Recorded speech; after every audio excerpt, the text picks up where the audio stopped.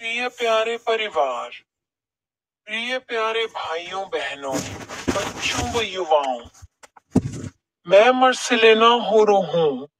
आज मार्च का 16वां दिन है, वर्ष का द्वितीय चालीसा रविवार।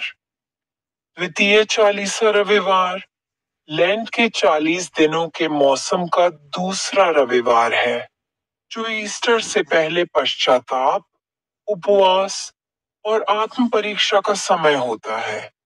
यह ईसाई धर्म में एक महत्वपूर्ण धार्मिक दिन है। द्वितीय चालीसा रविवार का महत्व। यह हमें यीशु की दिव्य प्रकृति और परमेश्वर की महिमा को समझने में मदद करता है।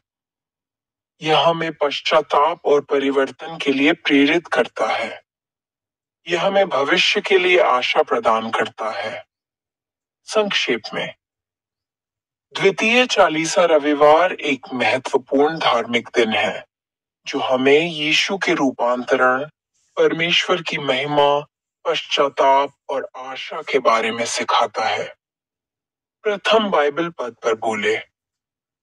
संत लूका का पवित्र सुसमाचार, अध्याय 10 पद, संख्या 2 में बोले। फिर जब मैं यरूशलेम में लौट आया और मंदिर में प्रार्थना कर रहा था, तो मैं बेसुध हो गया। इस वचन का अर्थ। फिर जब मैं यरूशलेम में लौट आया, पौलुस अपने रूपांतरण के बाद यरूशलेम लौट आया था और मंदिर में प्रार्थना कर रहा था। पौलुस प्रार्थना करने के लिए मंदिर में गया था, तो मैं बेसुध हो गया। यह एक अलौकिक अनुभव को दर्शाता है। पौलुस को एक दर्शन हुआ, जिसमें परमेश्वर ने उससे बात की। आखिरी बाइबल पद बोले। प्रथम यूहन अध्याय 4 पद, संख्या 16 में बोले। और जो प्रेम परमेश्वर हमसे रखता है, उसको हम जान गए और हमें उसकी प्रतीति है। परमेश्वर प्रेम है। जो प्रेम में बना रहता है, वह परमेश्वर में बना रहता है और परमेश्वर उसमें बना रहता है। इस वचन का तात्पर्य। परमेश्वर का प्रेम एक वास्तविकता है।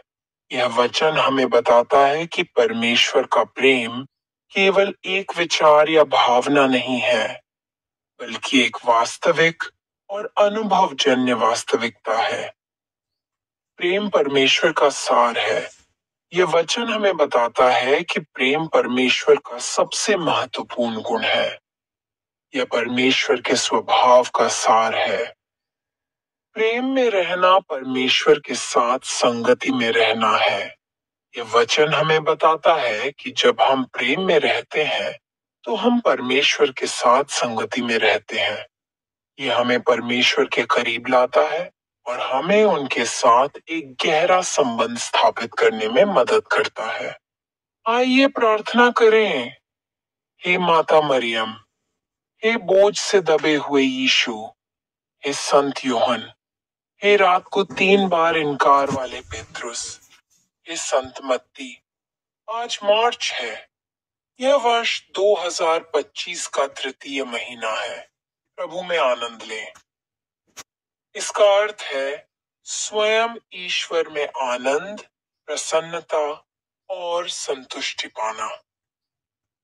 झारखंड के गिरिडीह में होली जुलूस पर पथराव के बाद हिंसा का मामला सामने आया है।